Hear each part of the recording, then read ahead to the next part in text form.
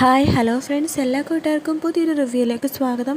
അങ്ങനെ ആകെ മനസ്സുടഞ്ഞ അവസ്ഥയിലാണ് ഗീതുവിനോട് മഹേഷ് കാര്യങ്ങൾ പറഞ്ഞ് മനസ്സിലാക്കാൻ ശ്രമിക്കുന്നുണ്ടെങ്കിലും ഗീതു പറയുന്നുണ്ട്, പണം കൊടുത്തിട്ട് എന്നെ വാങ്ങാൻ നോക്കിയ ഇവനും പണം കൊടുക്കാൻ നോക്കിയ നിങ്ങളും വാങ്ങാൻ നോക്കിയ ഇവനും ഒക്കെ ഒരുപോലെ കുറ്റക്കാർ തന്നെയാണ്. നിങ്ങളുടെ ഗീതാഞ്ജലി എന്ന് പറഞ്ഞാൽ ഗീതു മരിച്ചു എന്നൊക്കെ പറഞ്ഞിട്ട് ഗീതു നേരെ പോണത് ആത്മഹത്യ ചെയ്യാൻ വേണ്ടിയിട്ട് ഫ്ലാറ്റിൻ്റെ മുകളിലേക്ക് പോകുകയാണ്. പക്ഷേ എന്തായാലും അത് മഹേഷ് വന്ന് രക്ഷിക്കുന്നുമുണ്ട്. അതുകൊണ്ടിട്ടാണ് ഗീതുവിൻ്റെ ആ ഒരു പ്ലാൻ അവിടെ നിർത്തി വെച്ചിട്ട് പിന്നെ ഗീതു പോകുന്നത് ബാംഗ്ലൂർ നഗരത്തിൽ എവിടെയെന്നില്ലാണ്ട് അങ്ങോട്ട് നടന്ന് പോവുകയാണ്. മാർക്കറ്റുകളിലും ബസ് സ്റ്റോപ്പിലും എല്ലായിടത്തും പോകുന്നുണ്ട്. ഒന്നും ബോധമില്ലാതാണ് പോകുന്നത്. അതുകൊണ്ട് തന്നെ ബസ്സുകൾ അങ്ങോട്ടും ഇങ്ങോട്ടും പറഞ്ഞു വരുന്ന ആ ഒരു സിഗ്നൽ ബ്ലോക്കിലേക്ക് ഗീതു പോകുമ്പോൾ വണ്ടി ഒന്നും നോക്കാതെ, അതായത് വണ്ടി വരുന്നുണ്ടോ വരുന്നില്ലേ എന്ന് നോക്കാതെ ഗീതുവിൻ്റെ മനസ്സിൽ ഫുള്ളും ഈ ചിന്തകൾ മാത്രമായിരുന്നു. കിഷോർ തന്നെ പറ്റിച്ചതും പൈസ കൊടുത്തതും വാങ്ങിച്ചതും ആ ഒരു ഭാഗം മാത്രമേ ഗീതുവിൻ്റെ മനസ്സിലുള്ളൂ.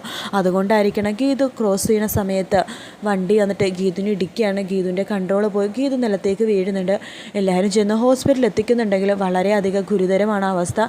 മഹേഷ് ഈ കാര്യം ഗോവിന്ദനെ അറിയിക്കുന്നുണ്ട്. ഗോവിന്ദ് ഓടി വരുമ്പോൾ ഡോക്ടർമാർ ആ താലി ഗോവിന്ദൻ്റെ കൈ കൊടുക്കുകയാണ്. രക്തത്തിൽ കുളിച്ച് ആ താലി ഗോവിന്ദ് ഗീതുവിൻ്റെ കൈകളിൽ പിടിച്ചിട്ട് പൊട്ടിക്കരയുവാണ് കേട്ടോ. അതിനുശേഷം ഗീതുവിനോട് ഗോവിന്ദ് ആ ഉറപ്പ് കൊടുക്കുകയാണ്. ഗീതുയുടെ കൈകൾ പിടിച്ച് ഗീതു അബോധാവസ്ഥയിലാണെന്നുണ്ടെങ്കിൽ പോലും മൈൻഡിൽ ഗോവിന്ദ് പറഞ്ഞ വാക്കുകൾ ഗീതുക്ക് കേൾക്കാമായിരുന്നു.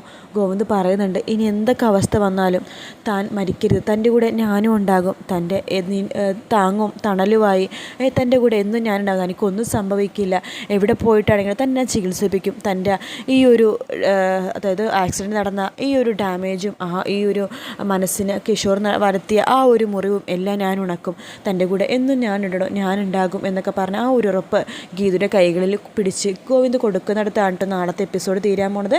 മറ്റു വീട്ടിൽ കാണാൻ. ബൈ.